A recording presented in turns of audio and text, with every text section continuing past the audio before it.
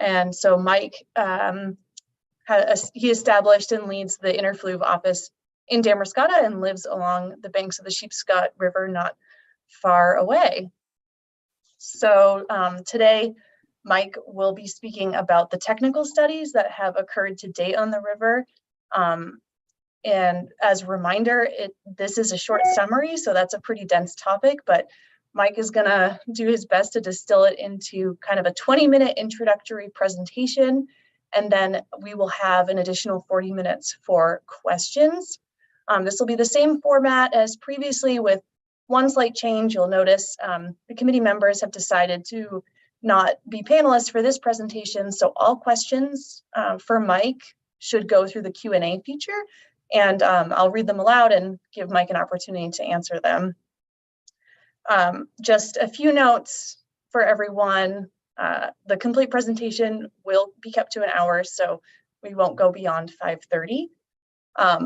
We will record all questions that come into the Q&A, and what we've been doing is if we don't get to the questions, all of the questions within the hour, the speaker helps us to answer the lingering questions, and then we post them on our website as part of the posted PDF of the presentation. So if you look at the posted PDFs, you can find those questions at the end. And as a reminder to everyone, this presentation will be live streamed on the town YouTube page. So folks not watching on the webinar can watch it on the YouTube page and can also go back and rewatch it at a later date. So before I turn it over to Mike, I'm just going to quickly introduce our committee members' names.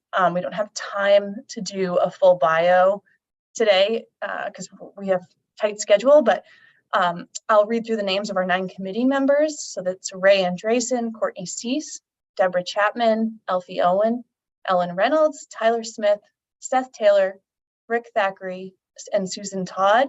And the select board liaison is Sophie, who's serving as the chair and supported by FB Environmental.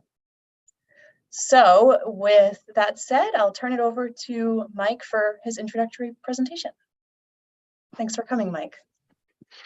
All right, thank you. Thanks for having me. It's a real pleasure to be here to talk with you folks this afternoon. I'm gonna get my screen going here. And we'll get underway. Okay. So I guess in the last couple of talks in the series so far, you've talked about just general watershed concepts and water quality and ecology. And then last time, I guess you had Nate over to talk about native sea-run fish. So tonight, we're gonna do a pretty high level and pretty fast overview of the technical studies that we did. We'll go over those timelines. Really the objective here, as we've got down on the right, is just to really give an overview of these technical studies, understanding various members of the advisory committee have varying levels of familiarity and things like that. So, and then a lot of time at the end for answering some questions. So the outline for the presentation here this afternoon, we'll just briefly look at the overview of the study area, run over the timeline of the technical studies that we've led on the river. We'll hit on the goals and objectives, as those are really important for shaping the studies that we did do relative to, in particular, the feasibility studies that we've done along the river. Go through an overview of those studies, and then I'll wrap up the actual presentation. We'll talk Q&A from there on out. And yeah, we got some views of the river on along through the presentation here, just to give people a reminder of what things look like out in the field in the non-winter times of the year. So as we all know, we're talking about the Megunticook watershed. The upper half of the watershed's in Lincolnville, the lower half, is here in Camden, and the Megunticook Lake being a really central feature of the entire watershed. And we're really pretty focused in particular, although we consider the watershed, the entirety of the watershed in our evaluations were really focused in particular on the couple miles between the outlet of Megunticook Lake and the harbor. And within that reach, in addition to the reaches of just naturalized river, there's a series of features, including some dams, road crossings, other features and things like that along the way that influence the flow of the river. In terms of the timeline, I thought it would be helpful to just go over this a little bit. Folks with varying degrees of familiarity sometimes maybe lump these studies together. There's been a fair amount. So anyway, we'll just go over that real quickly. So our first efforts on the river started in spring of 2018 with a feasibility study that really focused on the Montgomery Dam itself. And that ran for about a year, and then had a bit of a review at the late summer area of 2019, which is a good feedback session. And one of the key pieces of feedback there also was ongoing through the study, was really the need to look at the entirety of the watershed. And it wasn't really just about Montgomery Dam. And so the town went out and was able to secure funding to expand those considerations to the rest of the watershed, or at least the reach below the lake, and the lake being the key resource within the watershed that's particularly attractive for potential recruitment of sea-run fish, namely river herring and specifically alewives. So that funding was secured. We then kicked off a feasibility study on the broader reach in the summer of 2020. And that study also went for about a year, issuing the report at the end of 2021, or sorry, the end of July 2021. And we had a bit of a workshop down in the park that September, I believe it was. And then interlaced within that, we did look at some concept designs for a handful of the sites, or a subset of the sites, really for the purposes of trying to think about what some of these things might look like, and sort of the degree of change that might be in the offing if those particular project selections were to go forward. And then, of course, as we all know, interlaced with all of that, on the second feasibility study, the whole thing was, of course, the pandemic, which certainly presented some interesting constraints. Okay, so I'm going to run through the goal and objectives. And in the feasibility study, these are laid out. I think there's the central goal and 10 or so objectives. They're pretty wordy in that report, admittedly, although they're pretty wordy there. I've gone through and just shortened things up a little bit, paraphrase those, if you will. And so with the goal of managing and restoring the Megunticook River for the future, I think really captures what that goal was. And within that, there's sort of a nested sets of objectives. A first series that kind of had to do with resiliency, flood levels along the river, buffering runoff, things like that, while also maintaining the key water levels in Megunticook Lake and Seabright Pond, and also enhancing the town's resilience to potential climate change. A second nested set of those objectives were really kind of getting at then what the requirements were of the town and private parties for and whatnot for managing assets relative to the river and its patterns and its flooding dynamics and things like that, or storm events and things like that. So some of the objectives were hopefully to reduce operational requirements, reduce potential long-term maintenance, repair, and managing risks. And then with potential changes, also managing impacts to the facilities along the river. So then the third nested set then really started to get at sort of the ecology, and in particular, restoring fish passage for native sea-run fish, as well as connectivity within the river reach for native resident fish, such as eastern brook trout, as well as just overall more holistically reconnecting and restoring the habitat improving water quality and overall restoring ecology along the river corridor is really a key asset potentially for the community, sort of a life thread through the community. And then lastly, there was a set of objectives related to the amenities for the town, including things like access, as well as acknowledging the role of the river in the history of the town, which is essential and really is enhancing as well the landscape aesthetic of the community. So in terms of the technical studies, there's really four primary steps we'll talk through relative to the feasibility study. And then we have the selected concept design there at the end. So we'll just start going on into these. The first step was really taking a look at the existing data, the history, understanding the history of the site and the development of the river. And so there's a plethora of historical resources that we were able to take advantage of to understand how the river was developed through time. And I'll just flip through some of this imagery as we go.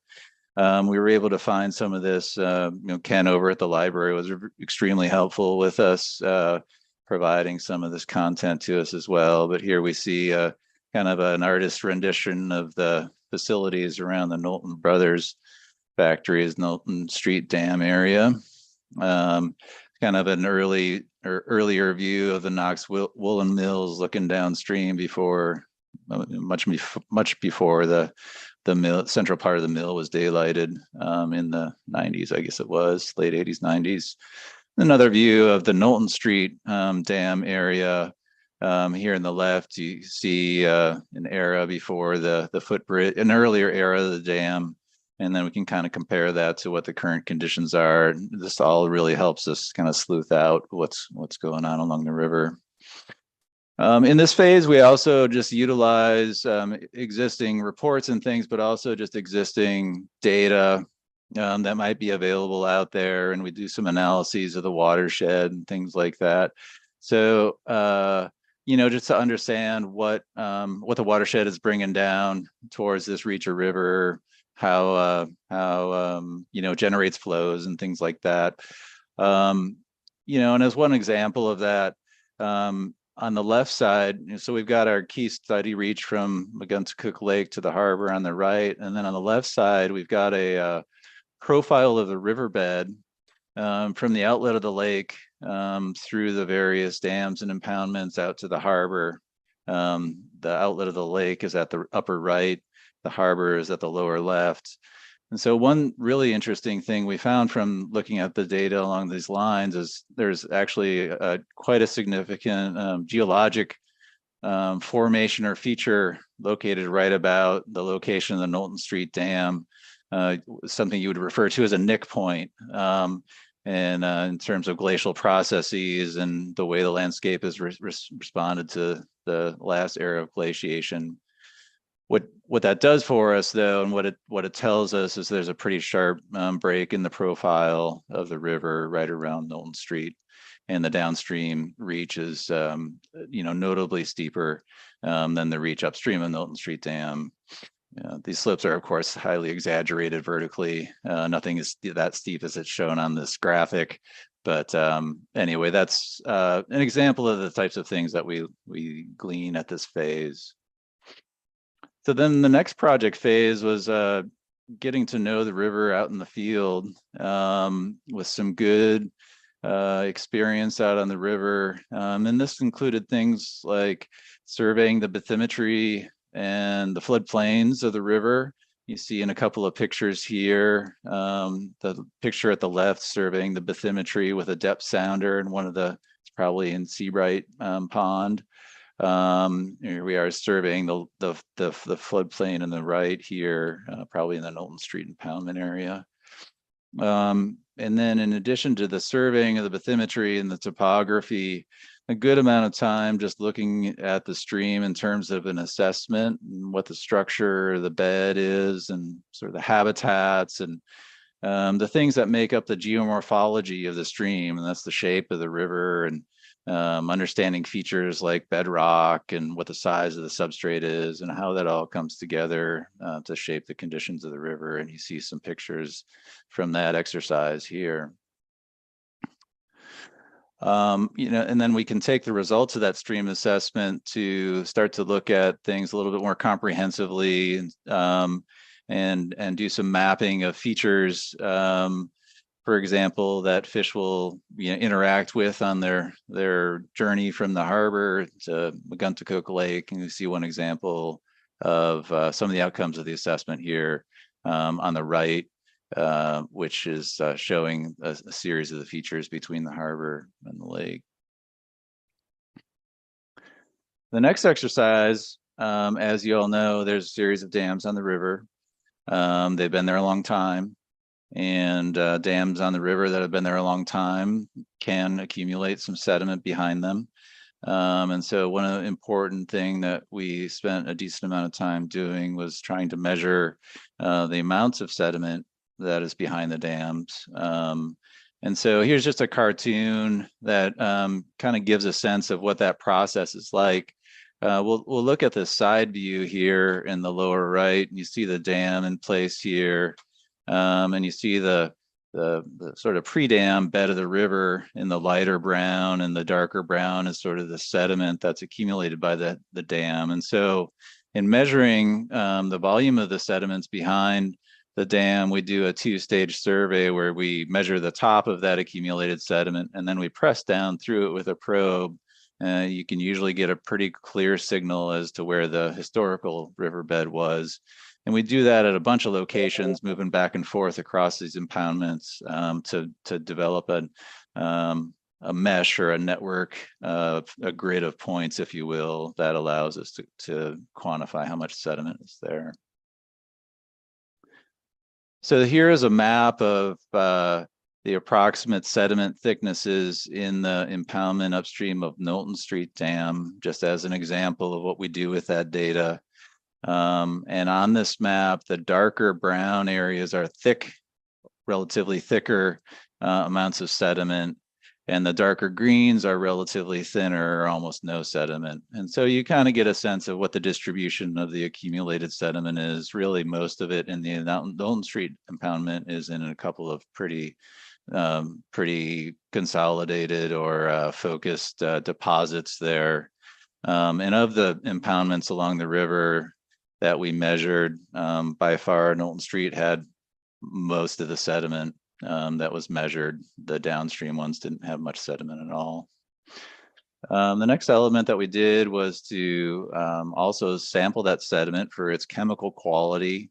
And we're looking at things, and we're sampling the sediment, and we're comparing its chemical qualities to things like, there's thresholds for understanding whether or not the sediment, in the event if there was some of the sediment released, or on, whether or not it would provide a hazard for, biota animals downstream, as well as some thresholds for human exposure.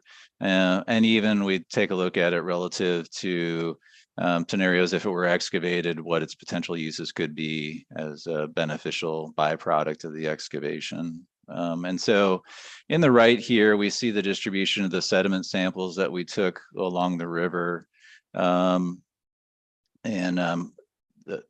Probably the highest concentration of them was in the Knowlton Street impoundment, due to the fact that most of the sediment along the river was in the Knowlton Street impoundment. But we did sample each of the impoundments as well as in the river, in the harbor, and then well upstream of the impoundments as well.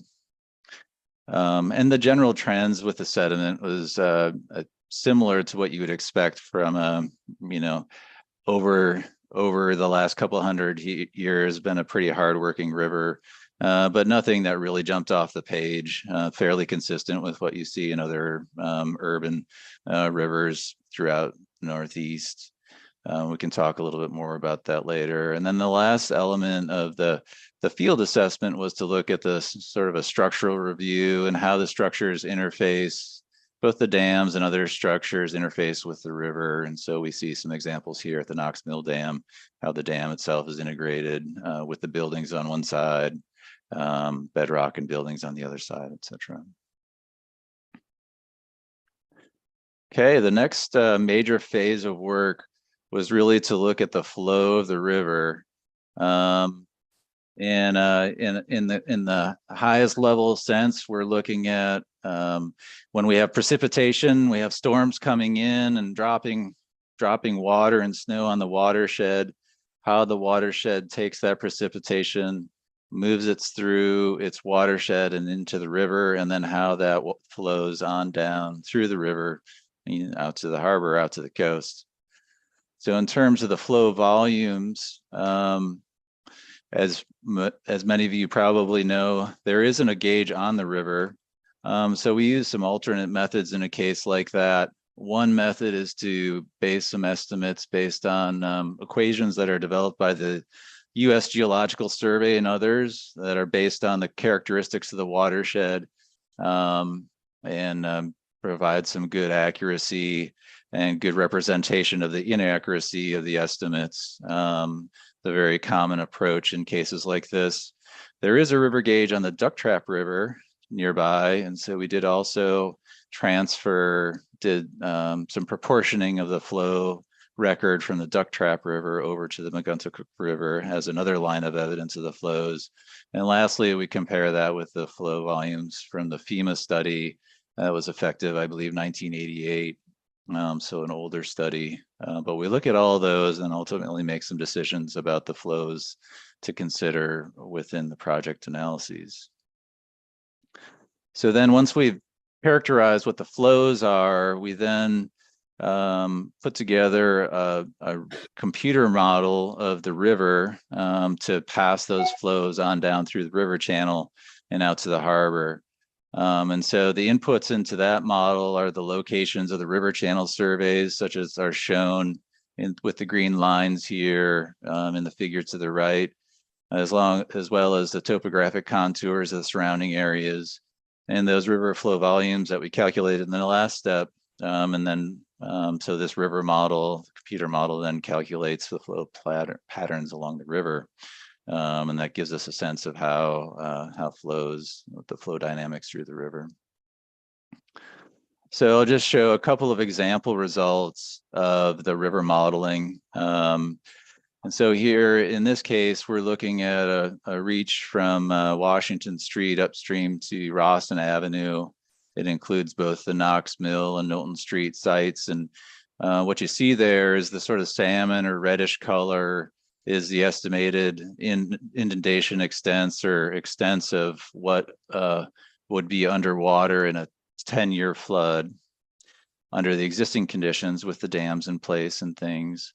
And then the blue coverage is basically the areas that would be underwater in that same 10-year flood, but with the dams not in the river and the river channel restored along through there. And so looking at these comparative patterns helps us get a sense of both the scale and magnitude of areas that may be underwater in that type of event, but then also what sort of benefits might be gained from a proposed project.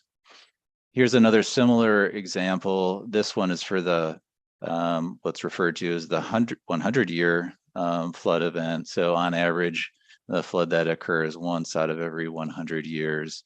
And the same comparison there as and looking at existing conditions and the existing conditions with the salmon colored coloring scheme, and then the blue overlay is with the couple of the dams taken out and the river restored. And then also for comparison in there is the actual regulatory FEMA floodplain shown with the purple outline. One last example that comes out of the river modeling. So in addition to those and many other comparisons and many other evaluations that we did with that river model, we also did a hypothetical case of what would it mean if the downtown dams, the older downtown dams, were to actually become compromised during a flood or something like that. And so this graphic here is showing a dam break case if Knowlton Street Dam and Knox Mill Dam were to both fail during a flood event. And so the blue coloring is the extents of the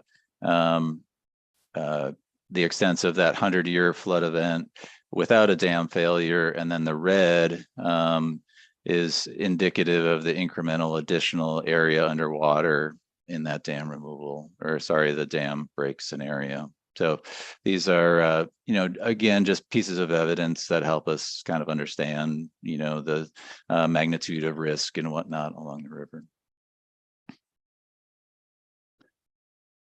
So then we use, the knowledge gained through, that initial review, understanding the site history, and all that field assessment and the assessment of the flow and the river flow to kind of develop a idea of, the overall status and condition and trend along the river. And that understanding of what the status and the condition of the river is the foundation for then taking a look at how proposed alternatives at each of the site may perform and maybe evaluated. And so with the next phase was the feasibility analysis then that we looked at project options at each of those sites. And in particular, we focused on 4 topical areas that each of the alternatives were reviewed against, and then we kind of rolled up, in a more detailed discussion, and then we roll things up at the end, and we'll show you examples of that. But so stepping through the sites, and I'll kind of give you an overview of the types of alternatives that were evaluated at each of the sites. So starting with the outlet dams at the Megunticook Lake, the mandate is to keep water levels as is, but establish fish passage. And so to the right here, there's some photos of sort of a range of fish passage technologies, from technical fishways in the upper 2 photos, a Daniel fishway on the left and a Poole and Weir fishway on the right, to a nature-like fishway in the lower photo. Similar range of considerations at the Seabright, similar range of constraints. And then as we move on down to the Powder Mill site, we're still looking at those types of fish passage alternatives, but also bring in dam removal to the potential mix at that site. And so we've added a photo of a recent dam removal here in Whitefield. Same thing there at Knowlton Street Dam. We looked at fish passage, modifying the dam, as well as dam removal. As we continue to move on down the river at Knox Mill, the same suite of alternatives were reviewed there. And then we didn't go into the study with much focus on the Brewster building, but that emerged from our hydraulic modeling, the role of some of the legacy features beneath that building on flood levels in that area around Washington Street. So we actually added that site preliminarily into the study. And so we actually also evaluated an alternative there that looked at lightly looked at removing those features beneath the building for their effect on water levels. And lastly, at Montgomery Dam, again, we looked at that same suite with dam removal, modification, and fish passage as the potential range of options that were evaluated there. So how did we roll this up to try and make some sense of it in these feasibility studies? The Montgomery Dam feasibility study ultimately got integrated into the larger feasibility study shown on the right. And so we summarized the range of benefits to be gained from each of the alternatives. We evaluated them relative to those, again, initial range of objectives that we talked about when we were talking about goals and objectives earlier. And so along the top of the screen here, you see generally all of those objectives laid out. And then as we come along with each of these sites and looking at the alternatives, we then try to characterize the performance of each of those alternatives relative to those objectives. And so here I'm just showing an example for the Knowlton Street site. Three primary alternatives that were looked at there: a dam removal, a pool and weir fishway, and a Daniil fishway. So a dam removal case and two technical fishway cases, which were the ones that were assessed to be feasible for that site generally. And so as we go across these objectives, we see how each of those alternatives may perform, their effectiveness relative to things like fish passage, whether there's any benefits in terms of blood levels, any impacts on other of those objectives, and then ultimately rolling up with some costs to the right. So in this case, when we were going through the review, the dam removal case at Knowlton Street seemed to provide the greatest range of benefits, and so that was highlighted as the likely recommended alternative for that site, based on the review of those objectives and how that alternative shook out relative to those objectives. In the report, you'll find that there's a summary table for all of the sites and all of the alternatives generally that were reviewed and how they fared relative to those objectives. It's actually a 2-page table. I'm showing just the first page of it, but the Megunticook Lake outlet dams show up on the next page there in the study as well, with similar results as the Seabright site. And then lastly, as I mentioned, and I don't want to spend too much time on this, but I did just want to acknowledge that we also did do some preliminary conceptual design to, in an essence, try to get a sense of what some of these things might look like. And so we worked on conceptual designs and selected sites, the Knowlton Street Dam, the Knox Mills Dam, and the Montgomery Dam. And I'm going to spend too much time on this, but basically just acknowledging that we spent some time with some visualization exercises shown here with a sort of mosaic of graphics and things that many of you have probably seen and looked at, and others. So with that, I think that's kind of what I was going to run through, and I'm happy to open up and talk through any questions that may have been posed. Happy to chat about anything. Thanks, Mike. Appreciate it. You could probably unshare your screen. Although I guess if you have any slides that support answers, you might want it again. But yeah, so it looks like we have 2 questions that have come in through the chat or through the question and answer feature. So I would encourage folks listening to add their questions here. If you go to the bottom of your Zoom screen where it says Q&A. And so, yeah, thanks again, Mike. That was a fantastic summary of the work to date. I know we gave you a tough goal to get it done that quickly, and that was brilliant. So our first question, Tyler Smith on our committee is asking about the methods for the river modeling, and making the assumption that dams were treated as passive elements and no pre-storm drawdown of the lake or the river was factored in. And so he says, my understanding is that this drawdown is currently done in advance of major water events. And how do you feel this would affect your flood modeling? Yeah, that's a good question. So with respect to the operation of the dams, so I understand that Montgomery Dam will often be operated by opening the gate in advance of some storms there. And then I understand that Megunticook Lake can be drawn down, and there's a couple feet maybe of storage there. But the rest of the dams, I believe, are operated passively. So the river modeling is really passing, in the current configuration is passing a discharge, through the entirety of the river, over the dams, and their conveyances and things like that.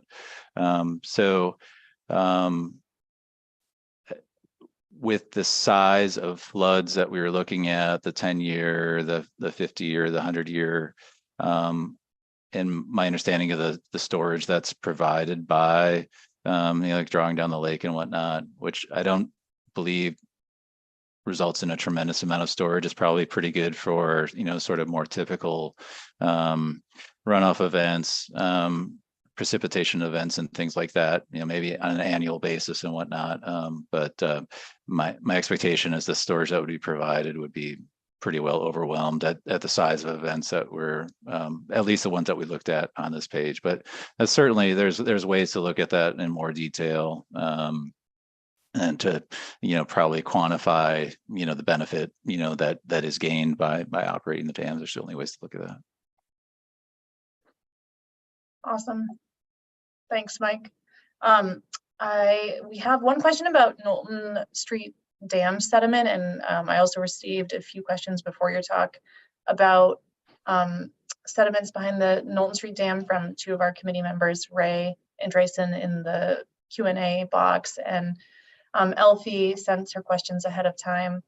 So I guess to kind of summarize these, you touched on the sediments behind the Knowlton Street Dam, but could you expand on what analyses and what results you found? Ray specifically asking about PFAS, and Elfie is asking about is there a transitional period to the release of impounded sediments? So is toxicity higher initially when those sediments are released? Right. Okay. Yeah,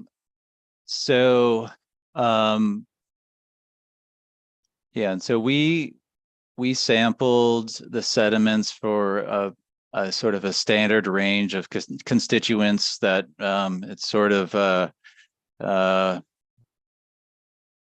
general practice, I guess, if you will, on these similar types of dam feasibility studies, which includes a range of metals, volatile organic volatile organics, semi-volatile organics, things like pesticides and things like that, and other constituents. We did not sample for PFAS. That has not been something that has really come up on any of the dam removal projects that we've worked on. Although we did have one project recently in Massachusetts where there's a dam removal that's upstream of a water supply intake that we did do some sampling for PFAS just this past summer. It's quite challenging sampling, actually. It's the kind of sampling you can only do when it's warm out because you can't wear any of your protective and waterproof gear to do that sampling. But it has generally not been something that's been sampled, and definitely recognizing it's there's a reason why they're referred to as emerging pollutants and things like that. I think based on the sort of considerations of the watershed in the era of PFAS, I suspect that there's probably not a lot of risk factor, but for those, but that certainly is something that could be sampled for if the planning goes forward for certain. So in terms of the results of that sediment sampling, it was a range of, there were some metals, there was some semi-volatile organics, and that was it, no pesticides and things like that. And in general, they were pretty, the concentrations were although when we consulted with the solid waste guy at DEP, he said, with the exception of one of the samples, he'd probably sprinkle it on a salad. I don't think I would do that, but just the sort of there aren't many rivers in post-industrial landscapes that don't have some contaminants in them. But we evaluated these the samples against like I said, a range of thresholds, one being human exposure for either construction workers or park users, and none of the samples exceeded those. We also looked at some exceedance thresholds for biota in the aquatic environment, and in particular, their lower thresholds for the coastal aquatic environment. And there were some exceedances there with some things like chromium, a little bit of elevated chromium, and the volatile or organic compounds. And then we also evaluated relative to sort of the beneficial reuse guidelines. It's one thing when materials like these are dredged, to control costs, we'll often look for a place where those sediments can then be placed and sequestered in place. And so there's some thresholds there through that program. And so in general, I think at the downstream two impoundments, Knox Mill and the Montgomery impoundment, if those projects were to go to dam removal, I think you would just assume that they would be excavated because they're relatively small quantities, a couple hundred cubic yards, if that. And it's just a kind of a not worth really even thinking much more about it, other than you just excavate those sediments out and be done with it.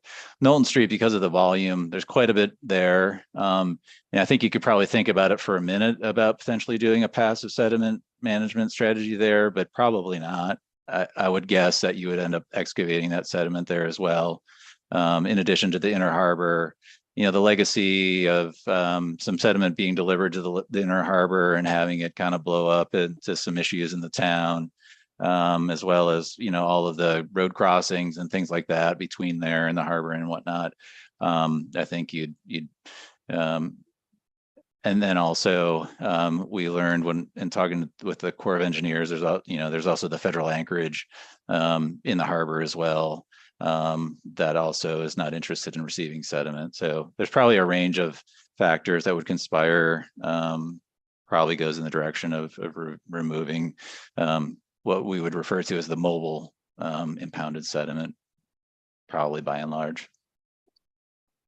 Great, thanks, Mike. And the second part of that question was about the costs for removing sediment, which I know you considered in your feasibility studies, and then also for the excavated sediment, just where it would go. Mm-hmm.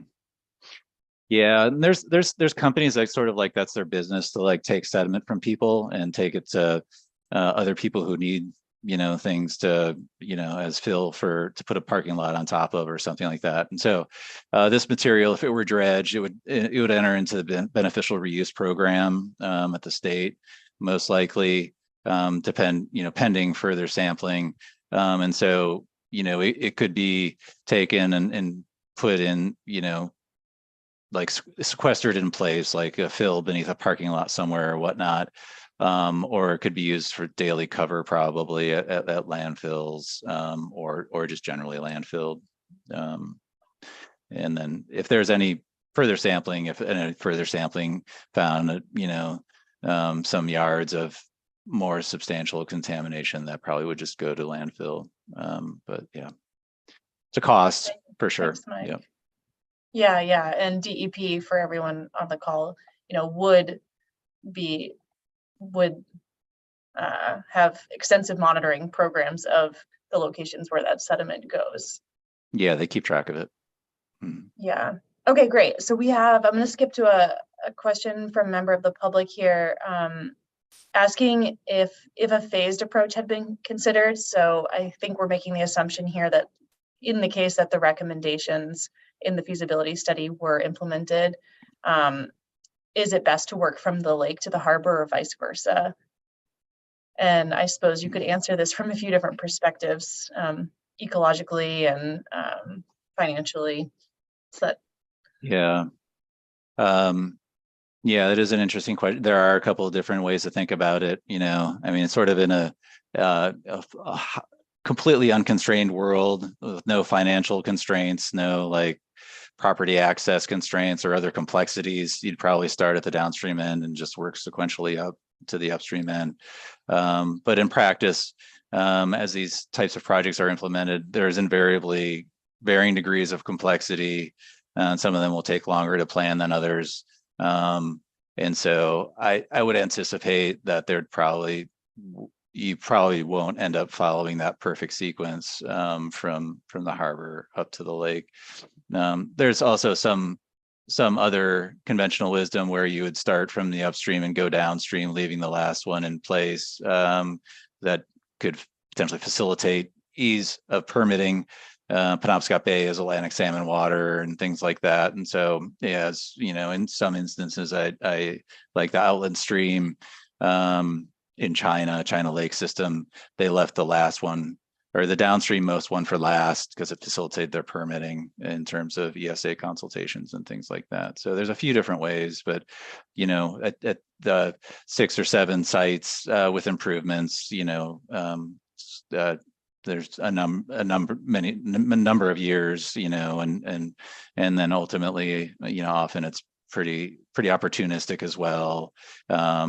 To advance some sites that are easier to kind of get some momentum, or the property situations are, you know, just like right, and you can move forward on those.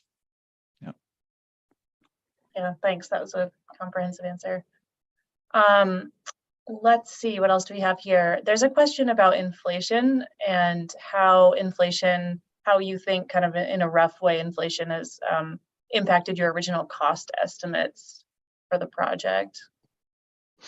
Yeah, that's a good question. I was actually because I was thinking about that, because I was just looking at that table and putting together those slides and thinking of you know, those estimates were written, you know, right at the beginning of the pandemic in general, and right at the beginning of the pandemic was following a few years of very volatile construction pricing, starting in about 2017, 2018. So things were already a little bit haywire. And then the pandemic came along.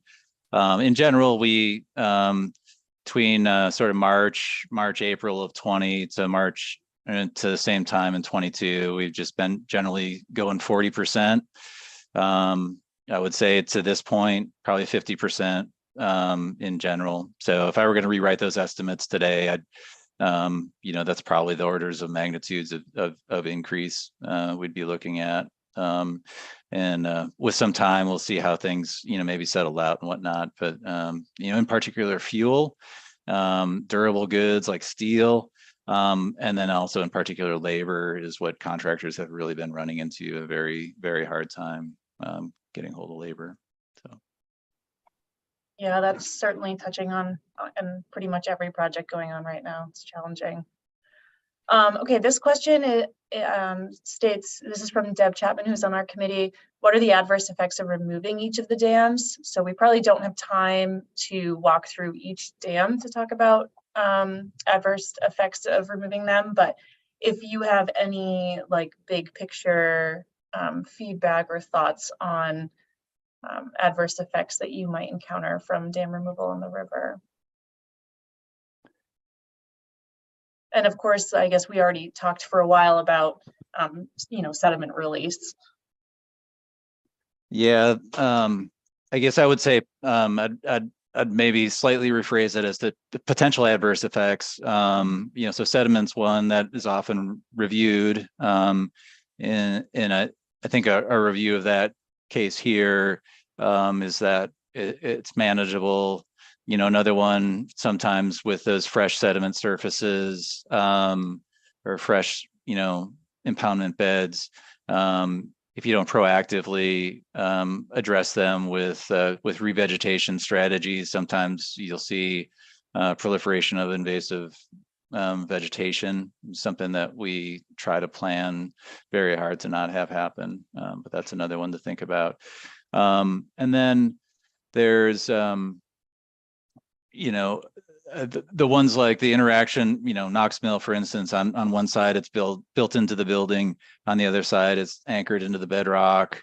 You know, those are, I wouldn't characterize them as adverse things. They're just things that you have to deal with in the design of the project. And so I would say those are not necessarily adverse. But then always, you know, there are uncertainties in you know, because these projects, you know, we're planning, you know, these projects over terrain that we can't see really until the dam is fully drawn down and whatnot. There's invariably, can be some things that'll come up that have to be addressed in real time during construction. But you do your darndest to plan so that you don't have those surprises. I think there's also some elements of what is an adverse effect, probably, what may be adverse to, one person maybe is not adverse to the other. So there's probably some subjectivity in that, but as far as like technical constraints or adverse things, that don't get into different people's perceptions of aesthetics or things like that. But yeah, that's a really helpful answer. Thanks. Okay, so let's see. We have a question from Courtney Cease on our committee who asks if your flood modeling is considering increasing precipitation levels and intensity and volume due to climate change, referring to your the example maps you showed for 10 and 100-year flood modeling, or are those calculations based on current conditions? Yeah, so those estimates are based, essentially on current conditions, or which incorporate and we're not directly tied to because we use the regression equations in particular, not necessarily directly tied to a period of record from the first half of the 20th century that maybe is in a different hydrologic regime. And generally in the region post 1970, you start to see a different shift in sort of flood flows. And certainly if you look at plots of trends and flow, it definitely is not flat. So there is that. I would say that's a good qualification, that modeling did not for example increase the estimated flood flows by a certain percentage in anticipation of climate change. And then I guess the other thing that I would say, I'll take the moment to make the clarification, is that the modeling is clear water modeling. So there's no ice. There's also no debris, blockages and things like that. There's always these sort of stochastic or, situational of things that could occur as well. But aside from the buildings and the bridges and the things like that, and then the riverbed, we haven't superimposed any other blockages on that river modeling. Yep.